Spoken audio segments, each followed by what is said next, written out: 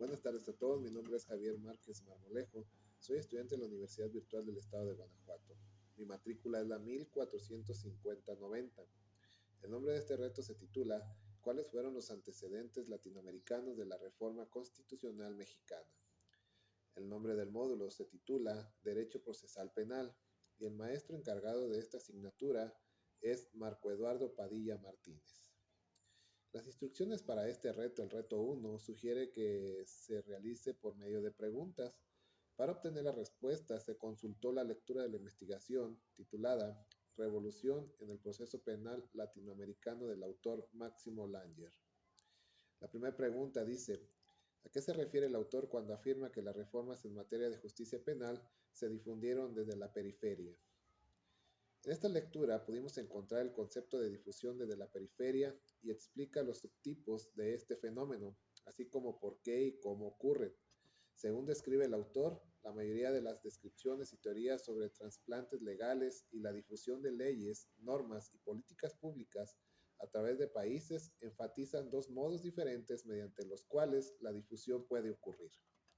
El primer grupo de descripciones y teorías enfatizan no la direccionalidad geográfica, sino temas, procesos e incentivos comunes que estados y actores domésticos enfrentan y que pueden llevarlos a adoptar leyes, normas y políticas públicas similares.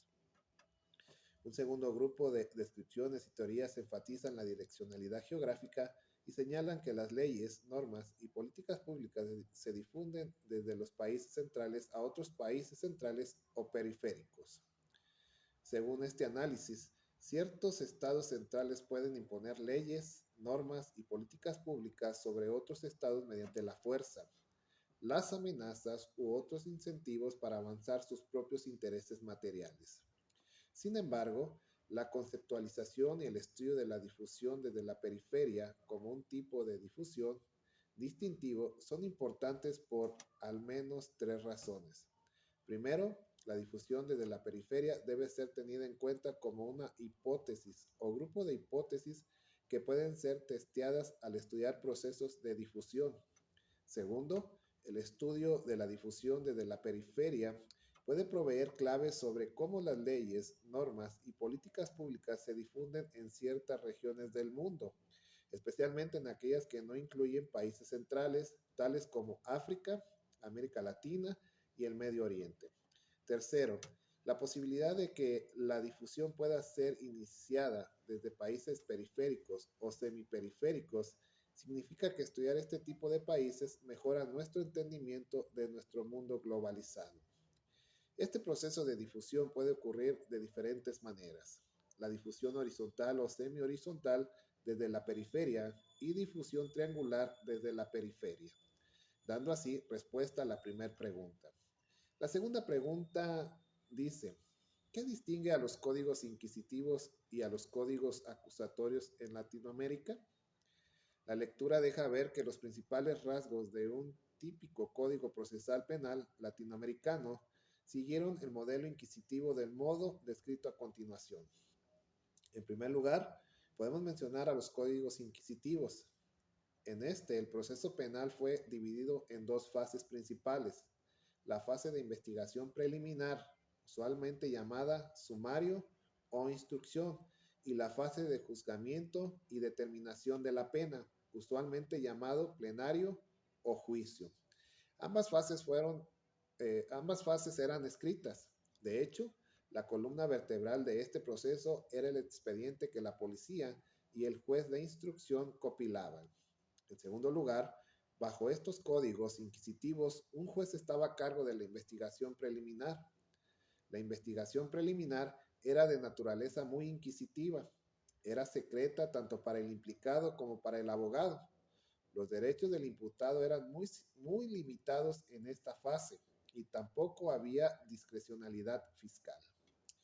Durante el siglo XX, muchos países de América Latina modificaron sus códigos originales e incluso aprobaron nuevos códigos.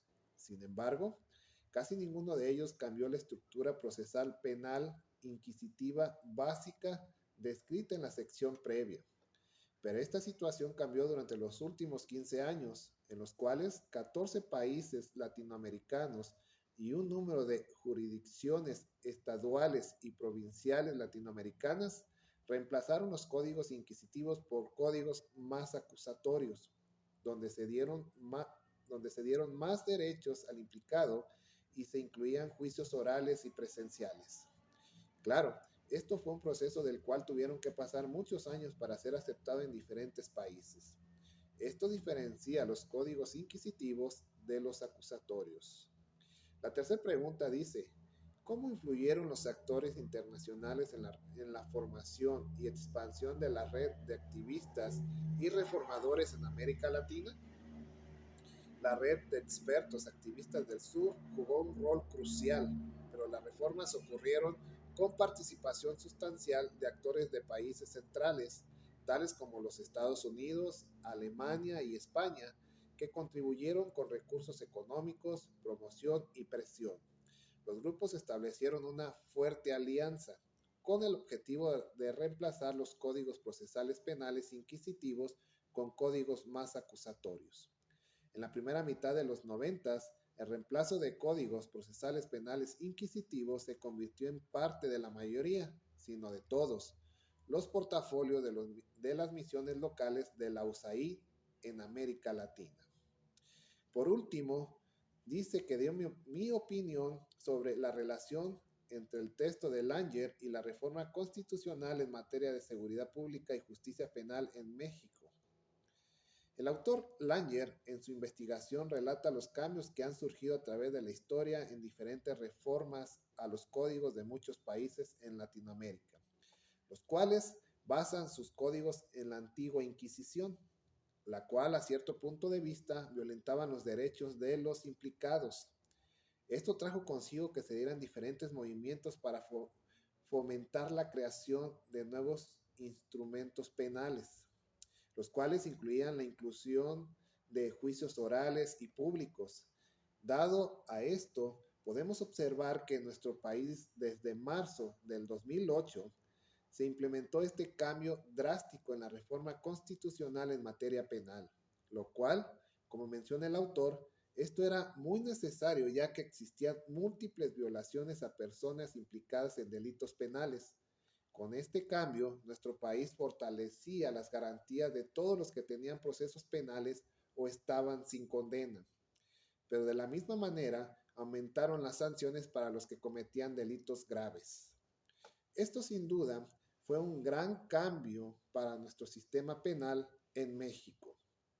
De esta manera, concluyo mi participación y mi investigación para el reto 1. Espero contribuya para el aprendizaje de todos. Un saludo, nos vemos para la próxima.